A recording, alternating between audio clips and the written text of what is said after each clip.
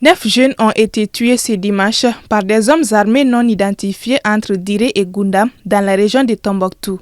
Selon des sources, les victimes se rendaient à Tombouctou où devaient se tenir aujourd'hui les épreuves sportives du concours d'intégration au sein de l'armée lorsqu'ils ont été interceptés, ligotés, ensuite tués à bout portant par des individus armés non identifiés. Cela s'est passé hier aux environs de 8 heures.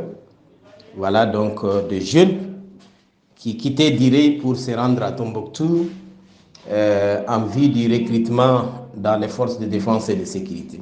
Leur voiture a été effectivement interceptée par des individus armés non identifiés qui ont dévié leur véhicule de la route et ont assassiné 9 des 11 personnes qui étaient dans le véhicule. Donc le 9 jeunes étaient des jeunes qui quittaient Diré pour se rendre à Tombouctou pour le recrutement. Un acte dénoncé par les populations. Mon appel, le climat, d'abord, c'est un climat d'inquiétude, de peur, et de dénonciation, puisque les populations ont dénoncé cette attaque ignoble. Donc, en parcourant un tout petit peu les réseaux sociaux, en écoutant les uns et les autres, les populations ont véritablement dénoncé cet acte et l'ont qualifié d'attaque ignoble et barbare. La deuxième des choses, c'est d'interpeller les autorités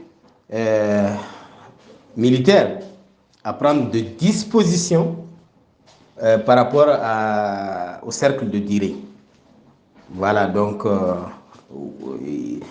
les populations ont plusieurs fois dénoncé le fait que le cercle n'est pas aussi sécurisé que ça. Le chauffeur, libéré avant l'exécution des victimes, s'est rendu à Goundam. Au loin, il entendait les tirs, sûrement l'exécution sommaire des jeunes.